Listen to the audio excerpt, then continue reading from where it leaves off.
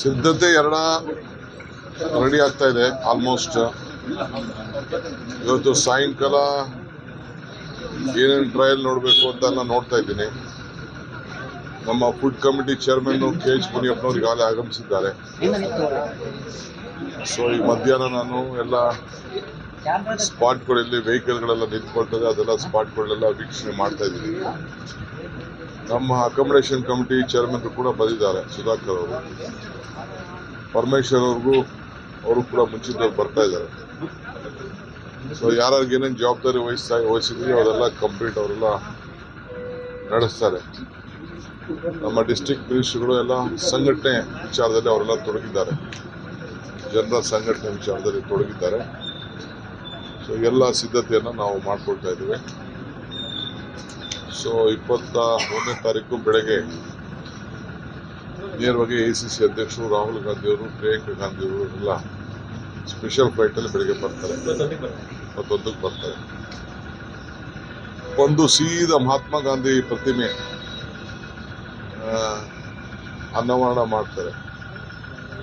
ಅದಾದ್ಮೇಲೆ ಊಟ ಲಂಚ್ ಇರ್ತದೆ, ಅದಾದ್ಮೇಲೆ ಕಾರ್ಯಕ್ರಮಕ್ಕೆ ಬರ್ತಾರೆ. ಎಂಟೈರ್ ಇದಕ್ಕೇನೆ ಅವರು ರಿಸೆಪ್ಷನ್ ಕಮಿಟಿ ಚೇರ್ಮನ್ ಇದ್ದಾರೆ. ನಾನು ಹೆಂಗೆ ಎಣ್ಸಕ್ಕಾಗ್ತದೆ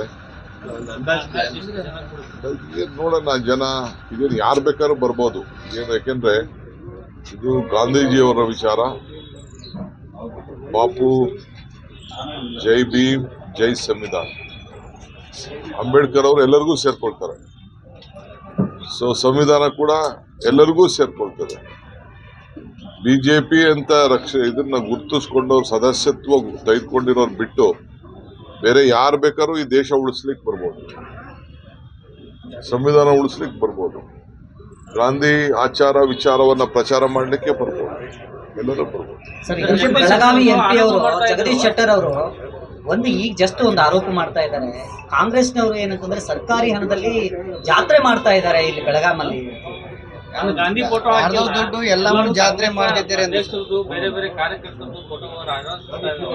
ಅವ್ರು ಬಂದ್ರೆ ಬೆಳಗಾಂ ಒಂದು ಟೂರ್ ಕರ್ಕೊಂಡು ಹೋಗ್ತೀನಿ, ಅವ್ರಿಗೆ ಟೂರ್ ಕರ್ಕೊಂಡು ಹೋಗ್ತೀನಿ. ಅವರು ಆಡಿದಂತ ನುಡಿಮುತ್ತುಗಳನ್ನ ಬಿಜೆಪಿಲಿ ಬಿಟ್ಟು ಬಂದಾಗ, ಕಾಂಗ್ರೆಸ್ ಸೇರ್ಕೊಂಡಾಗ ಆಡಿದಂತ ನುಡಿಮುತ್ತುಗಳನ್ನ ನೆನಪು ಮಾಡ್ಕೊಳ್ಳಿ. ಸೊ ಎಲ್ಲೆಲ್ಲಿ ಏನೇನು ಮಾಡಿದೀವಿ ಅಂತ ಅವರು ನಮ್ಮ ಲೋಕಸಭಾ ಸದಸ್ಯರು, ಗೌರವಾನ್ವಿತ ಸದಸ್ಯರು, ಅವ್ರು ಬಂದ್ರೆ ನಾನೇ ಬಹಳ ಗೌರವದಿಂದ ಅವ್ರಿಗೆ ಎಲ್ಲ ಕಡೆನೂ ಟೂರ್ ಕರ್ಕೊಂಡು. ಹೋಮ್ ಮಿನಿಸ್ಟರ್ ಬರ್ತಾರೆ, ಮಾತಾಡಿ. ಬೆಳಗ್ಗೆ ಪೂಜೆ ಮಾಡಿಬಿಟ್ಟು ನನ್ನ ಶಕ್ತಿನ ನೆನೆಸ್ಕೊಂಡು ಮನೆಯಿಂದ ಹೊರಗಡೆ ಬರ್ತೀನಿ. ಸೊ ಆವತ್ತಿಂದ ನಾನು ಎಲ್ಲೂ ಹೋಗಿಲ್ಲ. ನಾಳೆಲ್ಲ ಬ್ಯುಸಿ ಆಗ್ಬಿಡ್ತೀನಿ, ಇವತ್ತು ಸಂಡೇ. ಸೊ ಅದಕ್ಕೆ ದೇವಸ್ಥಾನಕ್ಕೆ ಹೋಗೋಣ. ನಿಮ್ಮಿಂದ ಎಲ್ಲ ರಕ್ಷಣೆ ಬೇಕಲ್ಲಪ್ಪ ನನಗೆ.